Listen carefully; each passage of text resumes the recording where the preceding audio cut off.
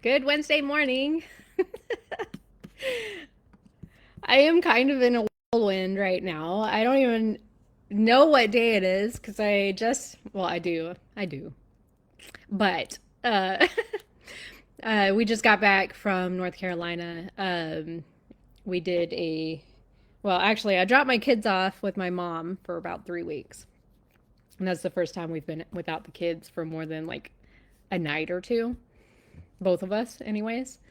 And so they spent 3 weeks in North Carolina, so we went to go pick them up this past weekend. And yeah, so stayed a few days in North Carolina, went to the beach, which you may have seen some pictures, but um, in typical me fashion, yesterday was the first day of school, but we were still traveling. And I think they actually moved the first day of school in Texas. They did like a calendar vote and then decided that they were going to move it a day earlier. So I can't say that it's completely, but it is it's a little bit sometimes I just don't pay that much attention to school schedules, and so it came and bit me a little bit. But first day of school, they missed the first day of school, so it is what it is, and I don't think it's that important because normally it's just getting to know you stuff. But I digress. Here we are. It's been a little bit of a whirlwind for me. So we got in last night, unpacked well, sort of unpacked, got our school supplies packed, kids in bed, and off to school today. So hopefully they're able to stay awake and alive through their classes. But that's just a little bit about how my last 2 days have been. So, what are we talking about today? So we are still in the height of both Lionsgate. We're also still in the height of the full moon. Full moon energy is going to be active for a little bit of the Sirius. We have the meteor shower that's going on right now. So a lot of things in conjunction. There's Mercury retrograde had finished. I'm trying to I'm trying to remember all the things that are going on cosmically. I know Venus and Jupiter are also in line with each other, which is essentially it's um, good manifestation days or luck days, as some would say. So what I wanted to talk about is radical truth telling. And so just a little bit about the story that I began with the kids in the school. So the truth telling piece in that is you want to be able to not only speak your truth to others, but and having the courage to do that, but also to speak the courage to speak the truth to yourself. And that can get very uncomfortable. So, I, with part of what I teach, especially in the Visionary You program, is to get real honest with yourself. And so a lot of the things that we see from the outside of us, that we see in other people or other situations, and how we see the world, has a lot to do with how we're seeing things through our filters, our programming, and things that are going on inside. So, what we do is we mirror back to the outside world what is going on within us. So, in that sense, um, first initial thought with the school thing, right, is like, they changed the school calendar. Like, I had it set in my calendar what they had the calendar posted at the end of the school year, and then they did some vote and they changed it to make a day earlier, right? I could blame that completely externally on outside forces of me, that they're disorganized, right? That they change things last minute, that it's their fault, right? I could totally do that. totally, it would be universally accepted. Like society would be like, yeah, yeah, totally not your fault, right? Like they changed the calendar. However, there are points of disorganization within me that I can take responsibility for, that I can say the truth myself. Like I don't check and double check things all the time. Like, and sometimes that it works out and sometimes it doesn't. Like sometimes, there's an email that didn't go out because I didn't double check something in my business, like there's, or I had told something to somebody and then forgot it, right? Like, so these are things that, um, like they go on within me that I can say, yeah, that happens.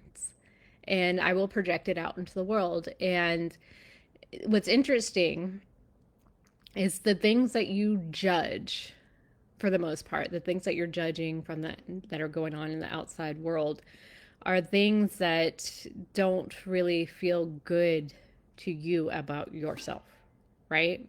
Like you can say somebody's like, why are you always snapping, right? Like whenever I say this, like if you're in a relationship or whatever, but like you can notice that you also snap too, like at little, like you get triggered by little things. So it's it's really to bring awareness to it, to take notice of what's going on inside of you that you're projecting to the outside world. So you, again, have the courage to speak the truth to yourself, even when it's uncomfortable, and especially when it's uncomfortable, because when you're looking in the mirror and you're asking yourself, like, what is really true for me right now? Like beyond these stories, beyond the mess, beyond what I wish was true, what is the actual, without a doubt, like, can't contest it, what is true for me right now? And we spend a lot of energy, like, really avoiding the truth than it actually takes to face the truth, right? We want to sugarcoat things. We want to bend the story to make us look better. Like we make excuses for where, staying where it's safe. And we tell ourselves, like, it's fine when it's not.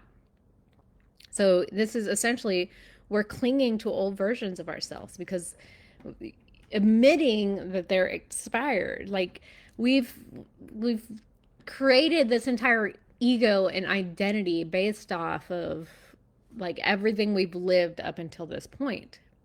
And that's what's been safe. So when we start to, admitting that that old version of ourselves no longer works here, it's like we're losing a part of ourselves. It feels like a loss. It feels like we've wasted all this time creating this identity and this person, this personality, and we cling to that, right? Like our subconscious clings to that. It knows that it has a certain level of a program that it's been safe in. That when we do this thing and then that thing, we typically have this outcome, right? And we know that's, to us, like we know that's safe, right? That's predicted. We it's pretty much predictable. We know essentially what's going to be coming next, right? But the thing is, and the thing that our subconscious and our ego fights against is that it doesn't know what's going to come out on the other side, but typically the truth doesn't break you. Like it frees you. And it's so interesting because we all want to be free, right? Like we so badly want freedom to do the things that we want and like our likes and dislikes and go travel and have all the money and blah blah blah, right? But to again, to our subconscious mind, free is not predictable. It doesn't know that you're going to be safe if you're free. It doesn't know that if you're free out there doing whatever the heck you want, if you're going to have shelter or food on the table, or, if you're going to have some sort of like public shaming thing where you have no friends anymore, or nobody to talk to, or no sense of belonging anymore. Free could actually be dangerous. But isn't it what we all say that we want, all that we strive for, right? We want to be free of the matrix, free of, the programming, free of, struggle, uh, having to diet and watch all of our food. Like, we essentially constrain ourselves in structure and you know like good and bad, and right and wrong, like all the constraints here, because it's safety to us. But the moment you start to radically tell yourself the truth, like put words on it, like, this isn't working, I can't, well, not necessarily I can't, but like, you know this relationship isn't isn't working, this business model is draining you, the pattern you keep repeating, you stop leaking energy into the denial. Like, you don't have to change it right that second, but the minute that you put words on it and bring awareness to it, you stop living on a half charged battery. You start noticing more, like, where is this draining you and where is this giving you energy, if at all? Where is the story that I'm clinging on to? What is it that I'm getting out of this by living in this way? Because there is always some sort of reward that you're getting with something, even if you are stuck and feeling constrained and wrapping yourself up in binds, like trying to stay in the pretty little box that you've made for yourself, right? Like, there is something that you get out of it. Sometimes it's safety, sometimes it's approval from others, sometimes it's a sense of belonging, sometimes it's a sense of, love. So when you start to tell the truth to yourself and bring awareness to it, that's basically the doorway to alignment. You can start looking at it in different ways. See the things that you can change. The thing is, once you know the truth, technically you can't unknow it, right? You can go back to lying to yourself, but you've uncovered the truth. And from there, you'll have a choice. Like, you keep betraying yourself or start honoring yourself. So it's not about, it's not about judgment or shame. It's really about seeing it clearly. So when you tell yourself the truth, you create conditions, right, for real change. Your nervous system, it starts to relax because it's no longer running from the inevitable. Like, your energy comes back online because you're no longer split between who you are and who you pretend to be. So if you want to live fully, if you want your highest self to lead, start here. Sit with your hand on your heart. Sit quietly and ask, like, what is the truth I've been avoiding? And then let it land. Let it rearrange you. Let it guide your next step. Because, truth, even when it's messy, like, it is love in its purest form. So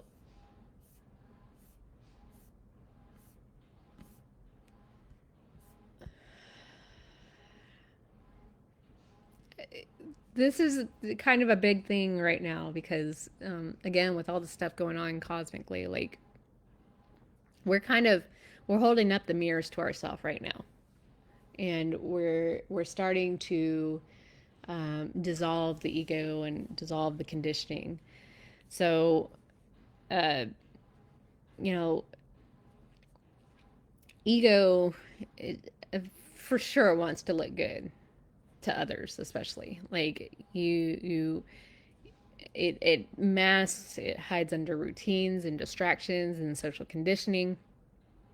But right now, like, the energy is relentless. Like, where the veils are thin, old timelines are collapsing, hidden truths are surfacing. Like, all these identities that we've built on this like shaky ground, shaky foundation, they're starting to crack. And so, what happens with that is people typically start to go one of two ways. Like, I've been talking a lot about the timelines splitting and shifting. And so typically what happens when we're in this kind of state, where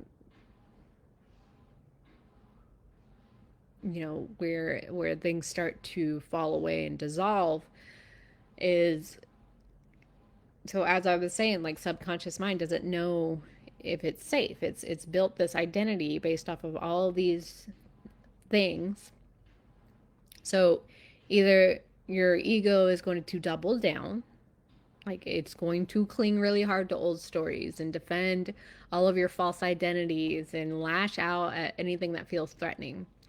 And in certain ways, like, this can look like arrogance or defensiveness or superiority or victim posturing. And the other way it could is the ego, it starts to dissolve under pressure. And for those willing to actually face themselves, the illusions start to burn away. And it's raw. Like, I won't say that healing is like butterflies and rainbows. No, like, it is uncomfortable, but you start to emerge clearer and humbler and aligned, more aligned. So with all these flare ups, like, again, like, we're seeing this as a mirror. Like, we have this kind of a mirror effect. So the flare ups that you're seeing in others is not random. Like, start to really take notice. Like, where are you judging somebody else? Where are you getting triggered by somebody else or ticked off, right? Like, what is bothering you about them? What specifically? And where do you see that in you? They are mirroring the parts of you that are still ready to be healed. Triggers point to your own field's debris. And then we have this choice point. Like, we're at the split with the timelines. And so you can choose, like, do I want this fear-based identity, or do I want a love-based truth? And like, there's no more, there's not going to be, it's going to be very black and white. There's not going to be a lot of gray in this time, this area. There's no more like neutral ground. We're not bridging the gap between the two timelines anymore. You're picking a side, essentially. So the energies are going to accelerate in whatever decision that you make. So right now, it is very, very important to really decide and choose. Like, do I want to keep living this way? And what you're living now, if you're, again, like, if you're living in that fear-based programming and, all these things happen to me, I can't get ahead, blah, blah, blah, like, it's just going to compile more of that. Is that what you truly desire? So, choice point again. Like, what do I want more of? And that's the direction you're going to go, and that's what you're going to start to compound right now. And so, like, the burning away, like, all these, again, all the things that's happening with the planet right now, all of that, it's not destruction. some people can see it as destruction if you're wanting to live in like that fear-based identity, but it's not so much a destruction, but it's more of a purification. And so the more you resist it, the hotter it's going to feel, right? The more it's going to look like destruction and chaos and whatever. But the more that you surrender, like the whole resistance thing, like we want to resist all of these things and we just make it harder for ourselves, right? But like the more that you surrender, the faster this stuff works. So we're kind of like in this emotional bleed through era. Like some of what you feel, like there is things that we're going to be feeling that's not even ours. So right now collectively, like we're supercharged with fear and grief and instability. And so without boundaries, like yeah, we can absorb that, but with this force unmasking, the next stage of humanity is built on more truth and not illusion. So, bottom line, like this all is like the perfect time to really take a look at yourself and what is yours, what isn't yours, what you want to be um, living in, and all that. So, like it's part of a purge. All of this uh, pressure, like it's peaking, timelines are collapsing, and so the shadows are going to surface. Our nervous systems are going to be a little, wonky right now. They're going to be a little maxed out. So the louder the self protection gets, the closer someone is coming to, either breaking through a boundary, or locking themselves in deeper. So just keep in mind, like staying anchored, keep clearing, bringing awareness to your own patterns, strengthening like boundaries, and, love yourself, love people for their experience. There's no judgment in this. So, that being said, we are going to be doing another healing day activation on it. It's going to be the last Saturday one. So we're going to be doing that on the 23rd. So not this coming Saturday, but the next Saturday. We're going to do that on at 4 p.m. Central Time on the 23rd. So I will be dropping the link in here. Make sure you join that. It is totally free. Invite a friend. Invite a friend to come. Let them, share the love with them. Experience. This is mix of many different parts that I put together. It's breath and hypnosis and energy work all together. And so what this does is it really allows you to clear your field, bring your nervous system back down to, kind of homeostasis, back down into alignment, so that you're able to really see the world a little bit differently and clear some of that field energy away. So I really hope to see you guys there. I'm excited about it, and we will be continuing to do them once a month, but it's probably just going to change to a weekday now because office hours are changing. So that's exciting. So I will put the link in the comments, and yeah, love you guys, and I really hope to see you. Have an amazing week. Bye.